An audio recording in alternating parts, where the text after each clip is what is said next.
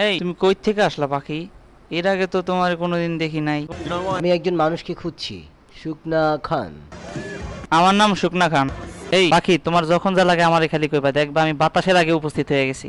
খালি তুমি আমার একটু সময় দিবা। এখান থেকে সরো মেয়ে।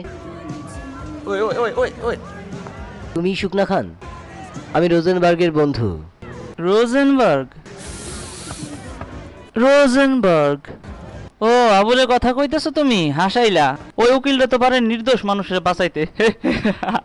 ওই এক গ্লাস মাল দে তাড়াতাড়ি। তোমার সমস্যাটা কি? আমার কথা শোনো, আমি অনেক টাকা পয়সা হারিয়েছি।